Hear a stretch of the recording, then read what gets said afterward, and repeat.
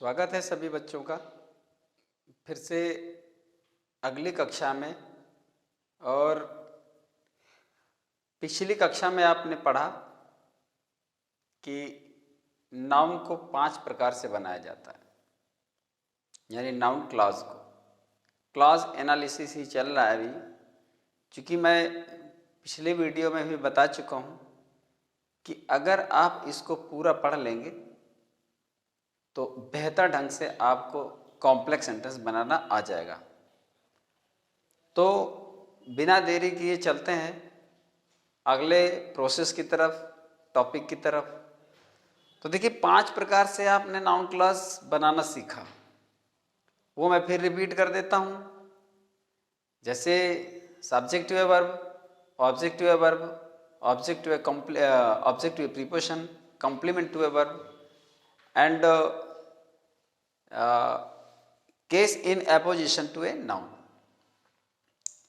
और पिछली क्लास में आपको बेहतर ढंग से समझाया भी है, और मैं तो ये एक्सपेक्ट कर रहा था कि अगर किसी बच्चे को समझ में ना आया हो तो कमेंट करके ज़रूर बताएं। बट मैं ये नहीं समझ पाता कि बच्चों को वो समझ में आया या नहीं आया, क्योंकि कमेंट किसी भी तरह का मेरे पास नहीं आया था। ये नहीं आता कि सर समझ में आ गया, या ये भी नहीं आता कि सर समझ में नहीं आया। इसलिए मैं थोड़ा सा कंफ्यूज रहता हूँ। फिर भी निगेटिव कमेंट नहीं आते हैं तो मैं यही मानकर चलता हूँ कि भाई बच्चों को समझ में आ गया होगा। तो जो नेक्स्ट सेशन है अब की बार वो है नाउन क्लॉज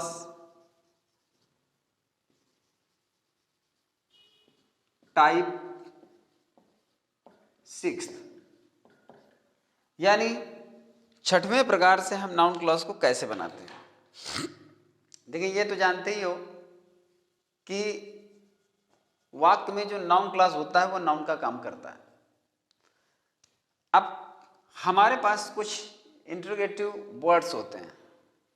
इंट्रोगेटिव वर्ड्स का मतलब जैसे आपका हु हो गया, वाई हो गया, वेन हो गया, वेयर हो गया, हाउ हो गया। ऐसे करके जो भी मान लीजिए आपका, जैसे व्हाट हो गया,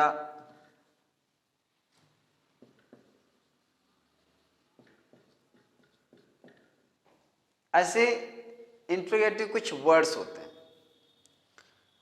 अब हम इनकी मदद से नाउन क्लॉज कैसे बनाते हैं। जब किसी सेंटेंस में ये आते हैं तो इनका अर्थ वैसे तो कौन, क्यों, कब, और वेयर यानी कहाँ, हाउ माने कैसे, व्हाट माने क्या। लेकिन जब यहां पर हम नाउन क्लॉज में इनको लेते हैं तो एज कंजंक्शन काम करते हैं।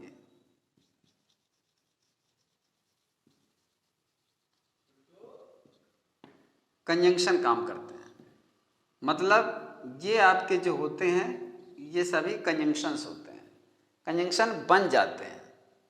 और जब ये कंजंक्शन बन जाते हैं तो फिर इनका अर्थ ऐसे नहीं निकलता, फिर निकलता है कि कौन, कि क्यों, कि कब, कि कहाँ,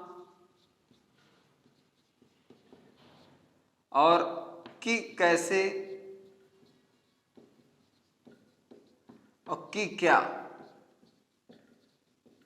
और इसका अर्थ जो से भी निकल आता है, ये ध्यान दीजिएगा। मतलब नाउन क्लॉज उस समय ये बना देते हैं जब इनका अर्थ कोई ऐसा शब्द होता है जो का से प्रारंभ होता है। और जब का से प्रारंभ होता है तब समझ जाइएगा कि ये नाउन क्लॉज है। इस बात को बेहतर ढंग से आपको ध्यान देना है। जैसे हम देखें कि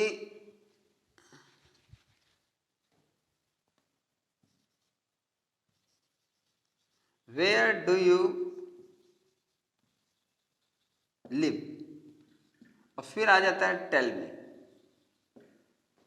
ये सेंटेंस से आपको आइडिया लग जाएगा और क्लियर भी हो जाएगा कि आप पूरी तरह से नाउन क्लॉज बना चुके हो। तुम कहाँ रहते हो, मुझे बताओ। जब हम ये सेंटेंस बनाते हैं तो इसी में कैसे हमको दोनों को कंबाइन करके एक कॉम्प्लेक्स सेंटेंस बनाना होता है, टेल मी, और फिर बीच में ये आ जाता है आपका कंजंक्शन, और फिर कंजंक्शन जब ये आ जाता है, ये कंजंक्शन जो क्वेश्चन वर्ड होता है, ये एक सिंपल सेंटेंस है, ये एक सिंपल सेंटेंस है। दो सिंपल सेंटेंस को मिलाकर नाउन क्लॉज में एक कॉम्प्लेक्स सेंटेंस बनाना है। तो जब हम इसको बनाते हैं तो आपको टेल मी इधर लाना होता है, बीच में ये वेयर आ जाता है जिसका अर्थ हो जाता है कि कहाँ, कि कहाँ। और इसके बाद इस सेंटेंस को आपको असर्टिव बनाना होता है, तब आप बनाते हो वेयर यू लिव, और इसके बाद आपको क्वेश्चन मार्क नहीं लगाना होता है, फुल स्टॉप लगाना होता है। क्यों? क्योंकि अब ये प्रश्न नहीं हो गया, अब वो कोई बात पूछ रहा है। और ये आप देख लीजिए, ये इंपरेटिव मोड में है, ये इंपरेटिव मोड होता है, तो फिर ये क्वेश्चन मोड की वजह से हम इसमें ये नहीं होता कि क्वेश्चन मोड है और हम क्वेश्चन मार्क लगाएं। ये इंपरेटिव मोड होता है, एक इंपरेटिव सेंटेंस है पूरा, tell me where you live, मुझे बताओ कि तुम कहाँ रहते हो, ये होता है। ठीक है, अब इसमें देखिए यहाँ पर आपको समझने की जरूरत है।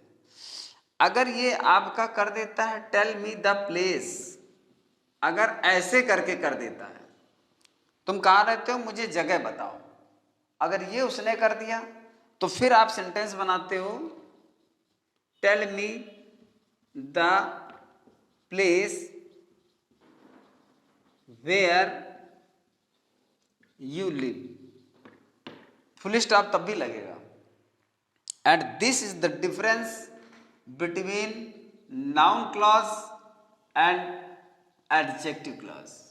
ये आपका सेंटेंस नाउन क्लॉज में है और ये आपका सेंटेंस एडजेक्टिव क्लॉज में है। अब एडजेक्टिव क्लॉज में ये कैसे, देखिए इसका अर्थ आपको की कहाँ से लेना है, मुझे बताओ जहाँ तुम रहते हो, नहीं मुझे बताओ कि तुम कहाँ रहते हो, मुझे बताओ तुम रहते हो कहाँ, लेकिन इसको हम कहाँ नहीं बोलेंगे, कि कहाँ बोलेंगे। क्यों? क्योंकि ये एक अब मीनिंग बन गई जिसकी मीनिंग होती है कहाँ। ये अब इंट्रोगेटिव वर्ड नहीं है बल्कि ये कंजंक्शन है जो इस क्लॉज को और इस क्लॉज को जोड़ रहा है, इसीलिए इसके साथ हमें की ऐड करना पड़ता है। अब यहाँ पर क्या हुआ, यहाँ पर टेल मी द प्लेस, मुझे वो जगह बताओ जहाँ तुम रहते हो, तो यहाँ पर क्या हो गया, ये आपका रिलेटिव एडवर्ब हो गया और ये रिलेटिव एडवर्ब के पहले ये एंटीसीडेंट आ गया।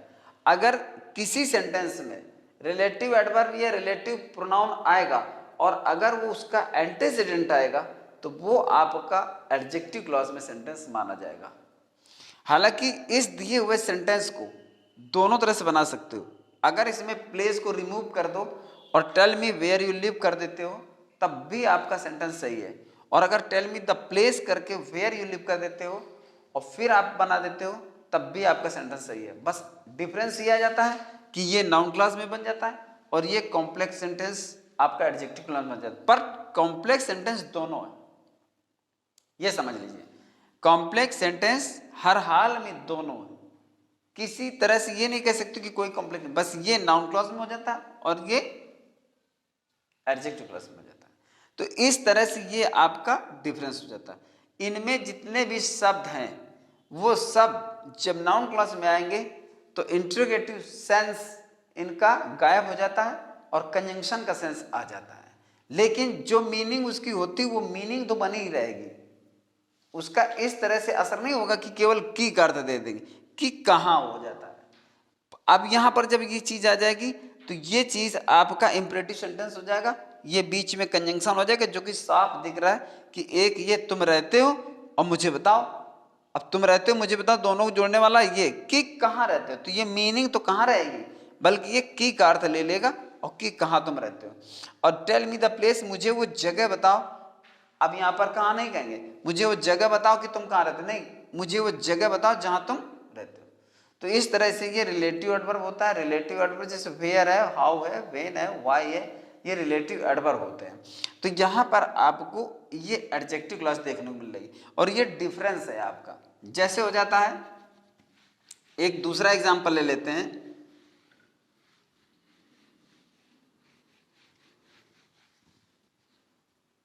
जैसे हम ये कह दें कि they are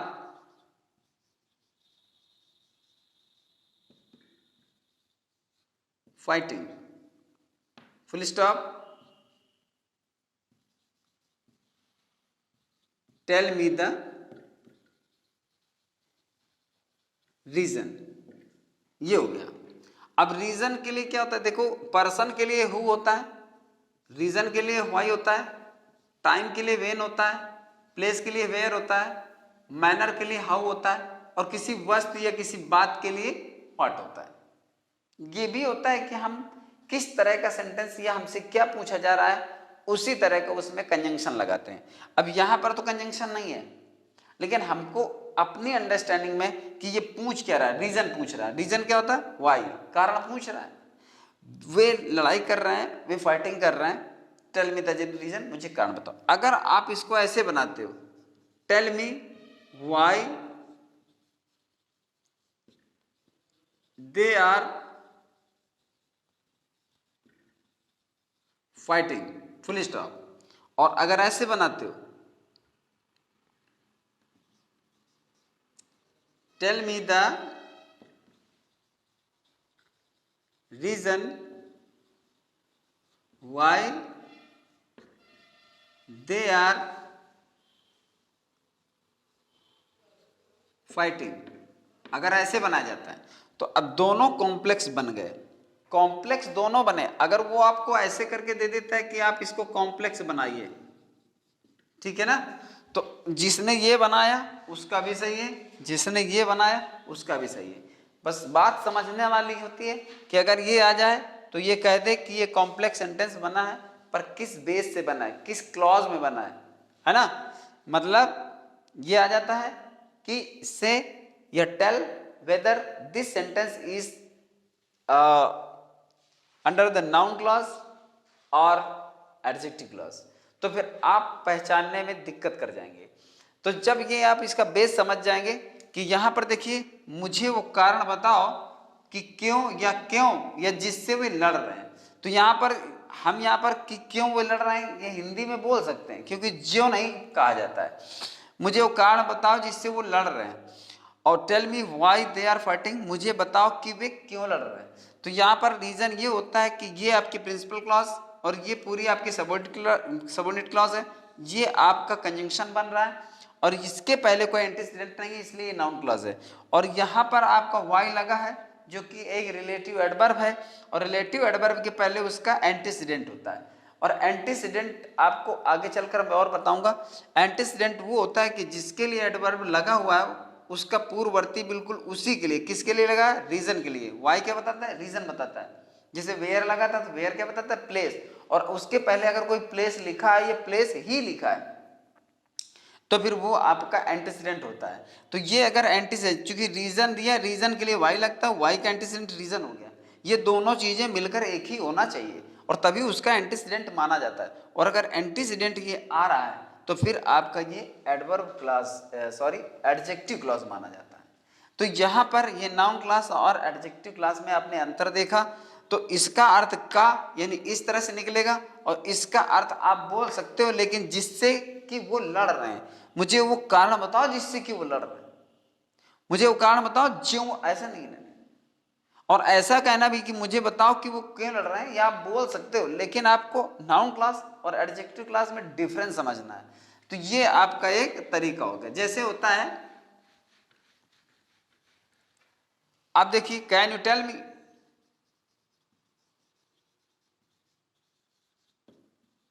can you tell me. अब यहां पर हो जाएगा वेयर डज ही वर्क। दोनों सेंटेंस आपके इंट्रोगेटिव, और ये कह दिया कि कॉम्प्लेक्स सेंटेंस बताओ। कैन यू टेल मी, क्या तुम मुझे बता सकते हो, वेयर डज यू वर्क, वो कहाँ काम करता है, तो इसको हम लेंगे यहीं से, कैन यू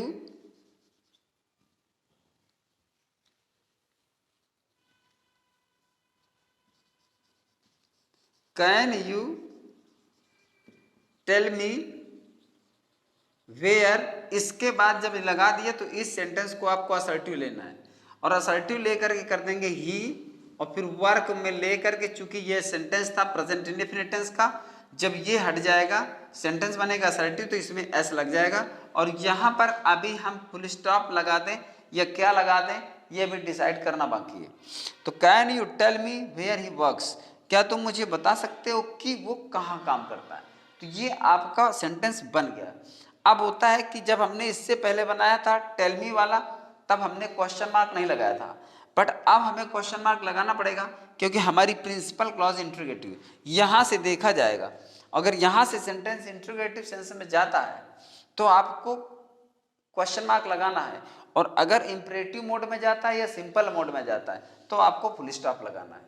तो ये था आपका नाउन क्लास और एडजेक्टिव क्लास में डिफरेंस, और इस तरह से किसी भी तरह से आप सेंटेंस बना सकते हो।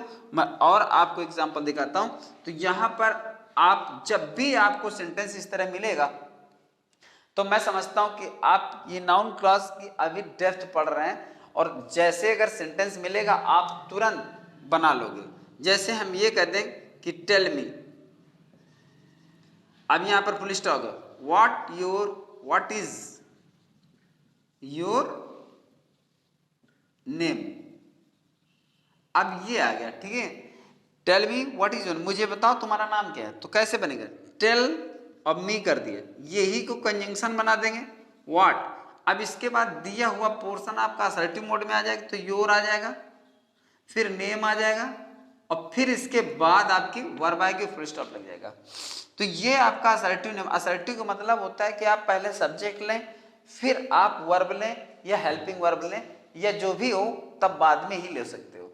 तो मुझे बताओ क्या तुम्हारा नाम है, तो मुझे बताओ कि तुम्हारा नाम क्या है, इस प्रकार से होता है। जैसे हो जाए who are you question mark tell me, ये हो गया। तो यहां पर बनेगा टेल मी, और फिर कर दिया हु, और हु के बाद यू, और यू के बाद ये इसको असर्टिव कर देंगे, हु यू आर कर दिया, और फुल स्टॉप लगा दें। फुल स्टॉप इसलिए लगाएंगे क्योंकि आपका जो प्रिंसिपल क्लॉज है सेंटेंस इंपरेटिव मोड में है, तो वो आपका फुल स्टॉप लेगा। मुझे बताओ कि कौन तुम हो, अर्थात मुझे बताओ कि तुम कौन हो, तो कि कौन और कि क्या, इस प्रकार से आपको ये सेंटेंस बनाने पड़ेंगे, तब आप समझेंगे कि ये नाउन क्लॉज है। समझ गए ना। तो इस तरह से आपको ये सेंटेंस नाउन क्लॉज में जो छठवां प्रकार है वो आपको दिख रहा है, ठीक है। तो अब जैसे होता है कि यू,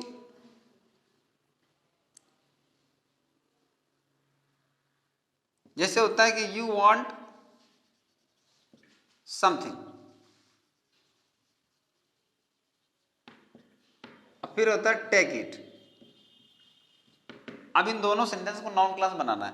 तुम कुछ चाहते हो, ले लो, समझ गए ना, तुम कुछ चाहते हो तो ले लो, ये अब ये आपका एक सेंटेंस है, ये आपका एक सेंटेंस है।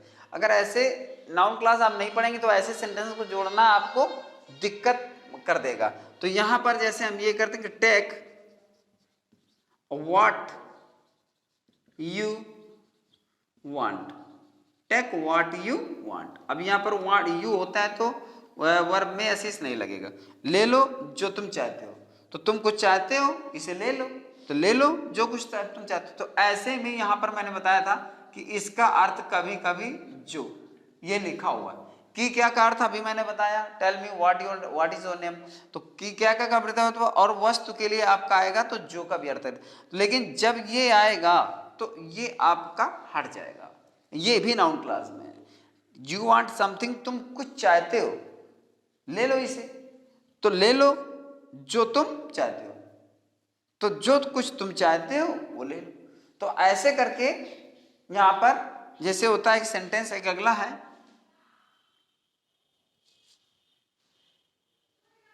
You want to go somewhere, you want to go somewhere, और फिर कह देंगे you may go.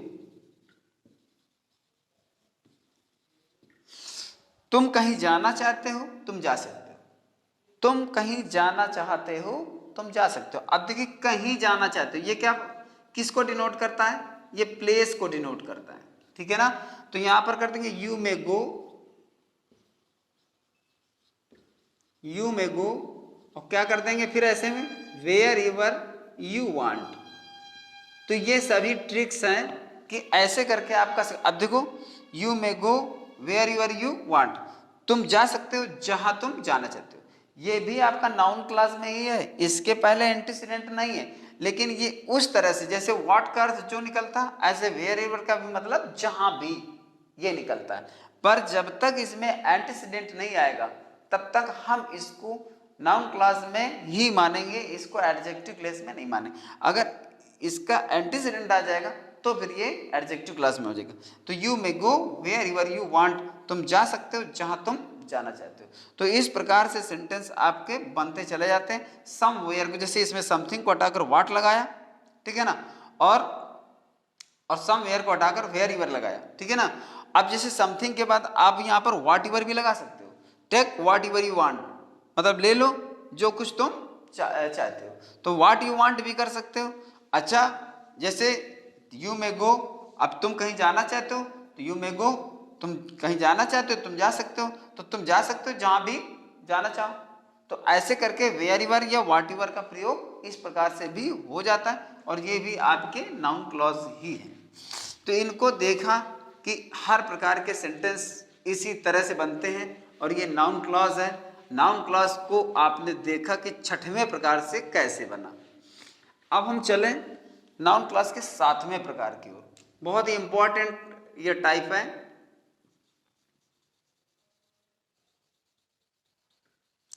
Noun clause type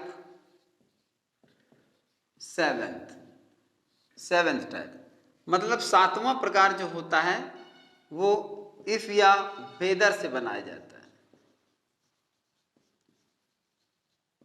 if या वेदर, जिसका अर्थ होता है कि क्या। नाउन क्लॉज का सातवां प्रकार इफ या वेदर से बनाते हैं, और इफ या वेदर का अर्थ उस समय निकलता है कि क्या। तो आप ये देखिए विशेष वाक्य बिल्कुल किस तरह से, देखिए एक ऐसा सेंटेंस जो बहुत ही कॉम्प्लिकेटेड होता है और किस तरह से हमें उसको कन्वर्ट करना होता है, उसका कोई सिंपल मोड नहीं है, लेकिन उसको अगर समझ लोगे तो बहुत ईजी है। जैसे होता है कि हमने कहा ही मे बी इनोसेंट, अब हम कहते हैं आई डू नॉट नो, ऐसा करके होता है। वह निर्दोष हो सकता है, मैं जानता नहीं। ऐसे सेंटेंसेस में कुछ लोग डायरेक्ट जोड़ देते हैं, आई do not know that he may be innocent, पर ये इस सेंटेंस को बनाने का स्ट्रक्चर नहीं है। इस सेंटेंस को टेक्निकली कैसे बनाते हैं और ऑथेंटिकली कैसे बनाते हैं कि मतलब एकदम शुद्ध और सही वाक्य बने।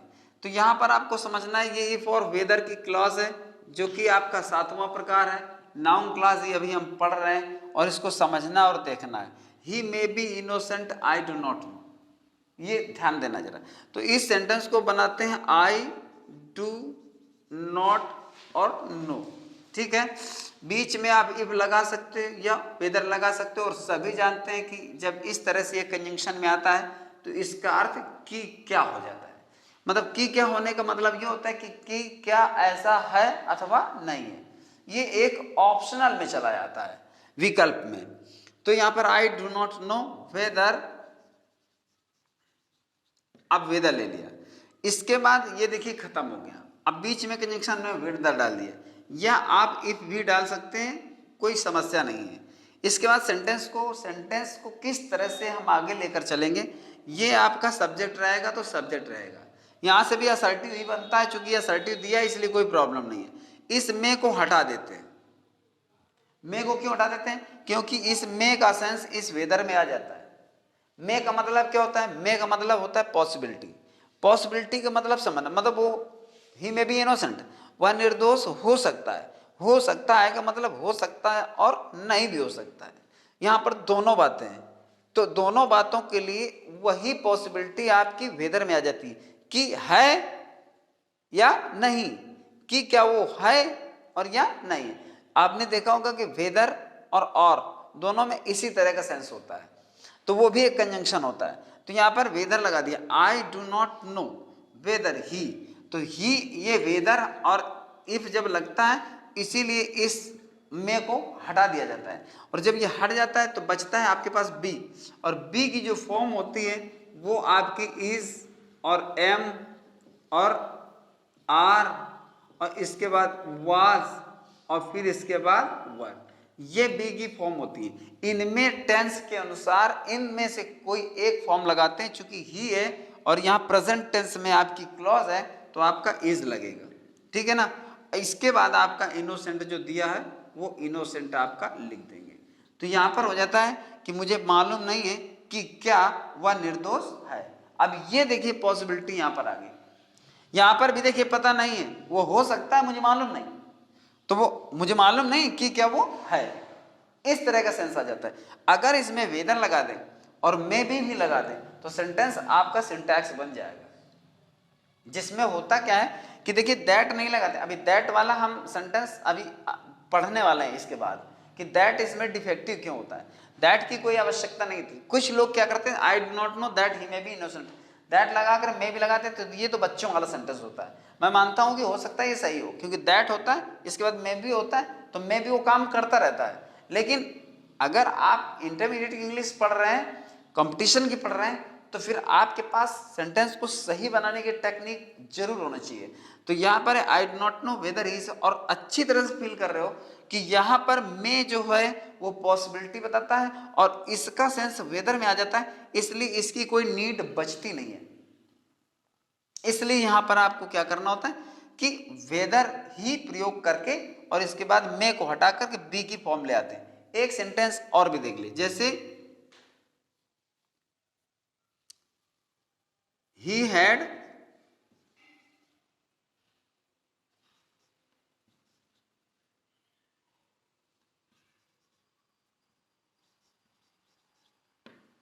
failed, ठीक है, वो फेल हो गया था और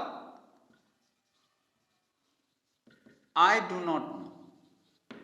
अब देखिए यहां पर मैं तो नहीं है लेकिन क्लियर नहीं है, वो फेल हो गया था मुझे पता नहीं, तो वही बात हो गई ना। फिर इसी तरह से एक चीज और है, जैसे ही माइट बी इनोसेंट, वो निर्दोष हो सकता था मुझे पता नहीं है। यहां पर भी देखिए वही चीज आ गई। तो इसको बनाने के लिए क्या होता है, आई डू नॉट नो और वेदर लगाया, और वेदर लगाने पर चूंकि ये पास्ट में चला गया है तो इसको हटा दिया, चूंकि इसके बदले आ गया वेदर। अब वेदर के बाद ये बी लगा है तो बी को हमें इसलिए वॉज पर में ले जाना पड़ेगा क्योंकि ये माइट लगा है, तो वेदर ही, और ही के बाद आपका सेंटेंस आ जाएगा तो वॉज बनेगा और इनोसेंट, मतलब वह निर्दोष हो सकता था मुझे पता नहीं है, तो मुझे पता नहीं है कि क्या वह निर्दोष था। ये चीज के बारे में कह रहा है कि क्या वो था या नहीं मैं कह नहीं सकता, कि क्या वो निर्दोष था मुझे पता नहीं है, तो हो सकता था मुझे पता नहीं है। आप देख लो माइट बी या मे बी का सेंस वेदर में जाता है कि नहीं जाता। तो यहां पर आपको गौर करने की बात है कि हमको मे या माइट हटाना ही पड़ता है। अब इसी तरह देखिए, जैसे सेंटेंस आया ही माइट हैव फेल्ड, यह भी सेंटेंस लिखा था आई कैन नॉट से, ये आ गया, वो फेल हो चुका था। अब देखो फेल हुआ हो सकता था, फेल हुआ हो सकता था, मतलब वो संभावना ये कि शायद फेल हो गया हो। आई कैन नॉट से, मैं कह नहीं सकता, या आई डू नॉट से, मैं जानता नहीं हूं। तो इन चीजों को क्या होता है कि जैसे आपने बनाया तो आपने बनाओगे आई कैन नॉट से और लगाओगे वेदर। जब आपने वेदर लगाया तो ये आपका अब हट जाएगा, क्योंकि इसका सेंस चला गया इसमें, क्योंकि ये कहता है पास्ट को। तो जब माइट होता है, जब माइट होता है तो और साथ में हैव दिया होता है, हैव दिया होता है, तो आवश्यकता अनुसार हैज या फिर हैव और या फिर हैड ये लग जाता है। अगर वो प्रेजेंट में है तो ये दोनों चलेंगे और पास्ट में तो ये चलेंगे। तो चूंकि यहां पर अगर मे हैव फेल्ड होता तो ही के बाद आपका हैज हो जाता, लेकिन माइट है तो इसलिए आपका लग जाएगा हैड और फेल्ड। अब आ गया, तो मैं कह नहीं सकता कि क्या वो फेल हो गया था। अब वह फेल हो गया कि क्या वो फेल हो गया था, कि वो फेल हो गया था, कि क्या वो फेल हो गया था, मैं कह नहीं सकता। अब ऐसे सेंटेंस जितने भी होते हैं उनमें सबसे पहले हमको रिपोर्टिंग क्लॉज पर नजर डालनी पड़ती है। रिपोर्टिंग क्लॉज का मतलब है, जैसे अगर आपका सेंटेंस आई कैन नॉट से है या फिर आई डू नॉट से है, आई डू नॉट से है या फिर आई डू नॉट नो है, आई डू नॉट नो है, या आई डाउट है, या फिर आई एम डाउटफुल है, आई एम डाउटफुल है, या फिर देखिए आई एम नॉट श्योर है, या फिर इट इज नॉट नोन है, या फिर इट इज डाउटफुल है, या फिर इट इज नॉट श्योर है, या फिर इट इज नॉट करेक्ट है। ये इस तरह की जितनी भी नाउन क्लॉज आ जाएंगे। अब जैसे देखिए लिखा है आई डाउट, दूसरा सेंटेंस है he will pass, he will पास। अगर ये सेंटेंस लिखा है मुझे संदेह है वो पास हो जाएगा। अब ये आ गया सेंटेंस और कहता है कॉम्प्लेक्स सेंटेंस बनाओ। तो देखिए ये इफ या वेदर से भेजे, अगर कोई सेंटेंस ऐसा बनता है आई डाउट दैट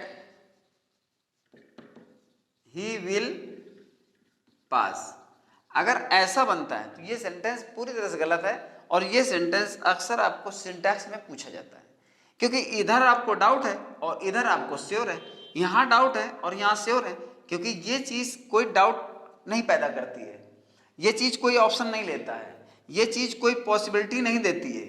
इसलिए दैट का मतलब है इसको जोड़ा इसको जोड़ा, ये बात इससे जोड़ दी, ये श्योर जो श्योरिटी दे रहा है ये डाउट में कैसे जुड़ जाएगा। तो ये सेंटेंस बनाया जाता है I doubt weather he will पास, इस तरह से बनाया जाता है। मतलब मुझे संदेह है कि क्या वो पास हो जाएगा, मुझे संदेह है कि क्या वो पास हो जाएगा। अब इसका सही मैचिंग है कि वो पास हो जाएगा, इस बात पर मुझे संदेह है।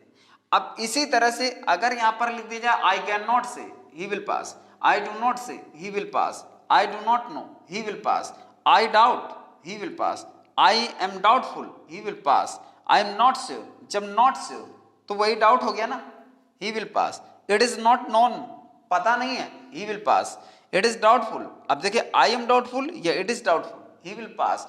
इट इज नॉट श्योर, चाहे आई एम नॉट श्योर हो, आई एम नॉट श्योर ये लिखा हुआ है, और चाहे इट इज नॉट श्योर हो, ही विल पास, तो श्योरिटी तब भी नहीं है, इट इज नॉट करेक्ट, अर्थात ये सही नहीं है। तो इस तरह से जितनी भी ये सेंटेंस इस तरह की क्लॉज आएगी प्रिंसिपल क्लॉज में, तो आपको वेदर या इफ ही लगाना पड़ेगा। बस ये आपको ध्यान। एक और आप नमूना देखिए, इस तरह से होता है, जैसे सेंटेंस हो गया, एक इस तरह का भी हो जाता है जहां पर आपको वेदर लगाना पड़ेगा। Will he come, I do not no, will he come, I do not no. क्या वो आएगा मुझे पता नहीं है। अब देखो यहाँ पर भी वही चीज होगा, डाउटफुल हो गया ना, क्या वो आएगा मुझे पता नहीं है। तो अब आप सेंटेंस बनाते हो आई डू नॉट नो, अब फिर लगाते हो इफ और या फिर वेदर, इसको असर्टिव कर देते हो क्योंकि ये बनेगा आपका बीच में, ये बन गया कंजंक्शन, और जब कंजंक्शन लगेगा तो फिर आपका इंट्रोगेटिव मोड कैसे रहेगा, फिर आपका ही हो जाएगा और फिर हो जाएगा विल और फिर हो जाएगा कम। तो ये जाकर के यहाँ फुल स्टॉप लगेगा, मुझे पता नहीं है कि क्या वो आएगा, तो क्या वो आएगा मुझे पता नहीं है, मुझे पता नहीं है कि क्या वो आएगा। कितना सटीक और बिल्कुल फिट एग्जाम्पल है। तो ये था आपका नाउन क्लॉज का 7th टाइप इफ या वेदर। और इफ या वेदर से रिलेटेड बहुत ज्यादा सिंटैक्स पूछा जाता है। सिंटैक्स इसमें ये भी ध्यान रखना पड़ता है कि अगर हम ये कर दें, देखिए अब ये इसको थोड़ी सी ट्रिक है जरा सी, अगर तुमने ये सारे सेंटेंस, ज्यादातर सेंटेंस इस तरह के पढ़े जाते हैं, ठीक है ना, इनको लेकर पढ़े जाते हैं। Will he come, I did not know, वो आएगा मुझे पता नहीं था। सेंटेंस है, घुमा दिया, जरा सा घुमा दिया। यहां पर आप करोगे क्या, डिड नॉट नो। अब मजबूरी है आपको समझना इसमें, I did not know, if या वेदर ही, आपको यहां क्या करना पड़ेगा बताइए, यहां पर आपको वुड करना पड़ेगा, ये करना ही पड़ेगा। ये सिंगल सेंटेंस लिखे होंगे तो अलग बात है, लेकिन जिस समय जुड़ेंगे तो आपका पास्ट टेंस के माध्यम से ये हो जाएगा, तो ये आपको देना ही पड़ेगा। वो चाहे तो दे सकता है, वो कुछ भी कर सकता है। आपको टेस्ट करने के लिए, आपको किसी तरह से ट्राई करने के लिए वो कहीं को भी सेंटेंस घुमा सकता है, आई कुड नॉट से कह सकता है और आगे चल करके आपको सेंटेंस प्रेजेंट दे देगा। लेकिन जब जोड़ोगे तो दोनों सेंटेंसेस का सीक्वेंस, जैसे आपने पढ़ा होगा सीक्वेंस ऑफ टेंसेस, कालों का अनुक्रम, अगर आपको वो सीक्वेंस पता है तो फिर उसके अकॉर्डिंग आपको, जैसे देखा होगा कि मुझे पता नहीं है, सेंटेंस जैसे मुझे, जैसे हम कहते हैं मुझे मालूम था, मुझे मालूम था कि वह आएगा। अब जब सेंटेंस ऐसे होता है तो ज्यादातर बच्चा जो है मिस कर जाता है सीक्वेंस को। तो यहां मुझे मालूम था, तो यहां पर हो जाएगा आई न्यू। अब ये पास्ट में चला गया, तो जब ये पास्ट में चला, आप पास्ट में जानते थे कोई चीज तो वो पास्ट टाइम में आएगा, प्रेजेंट की कोई बात ही नहीं हो रही है। कोई इंफॉर्मेशन आपको पास्ट में पता थी ना, तो पास्ट में आने की बात होगी, तो आई न्यू दैट। अब यहां पर हो जाएगा ही वुड कम। तो ज्यादातर बच्चा क्या कर जाता है, will come, I knew that he will come, इसको इधर बनाना चाहता है और इसको इधर बनाना चाहता है। हाँ, एक चीज मैं और बता देता हूं कि अगर इनमें आई कैन से, आई से, I know, I am sure, I am not doubtful, अगर आई एम नॉट डाउटफुल तो क्या होगा, आई एम श्योर। अगर इस तरह बनेगा तो वेदर का यूज मत करिएगा। इट इज नोन, अगर ये not know, it is known, ये पता है। इट इज डाउटफुल को अगर कर दे it is not doubtful, it is not sure को हटा दे नॉट, इट इज श्योर दे, तो ये फिर कंफर्मिटी हो जाएगी। और ऐसे में आप वेदर और इफ का प्रयोग नहीं कर सकते हो, क्योंकि बहुत सारे सेंटेंस अगर इस तरह पढ़ गए हो तो वो क्या करता है कि आई डू नॉट नो को आई नो कर देता है, और आई नो में वही सेंटेंस जैसे यहां पर लिखा हुआ है, और यहां पर अगर आप ये कर दिया कि will he come I know, तो पहली बात तो ये will he come doubtful sentence देगा ही नहीं। जब ये देगा तो डू नॉट नो करेगा, ठीक है ना। और ही विल कम फिर ऐसे देगा, फिर वो श्योर सेंटेंस देगा, he will come, full stop कर देगा और आई नो, तब आपका सेंटेंस दैट से जुड़ेगा, I know that he will come.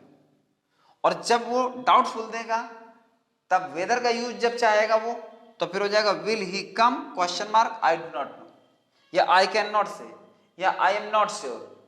ये जितने भी इस तरह की रिपोर्टिंग क्लॉज दे देगा, रिपोर्टिंग आपको ये प्रिंसिपल क्लॉज देगा, ऐसे में आपको इफ या वेदर को अच्छी तरह से ध्यान रखना है।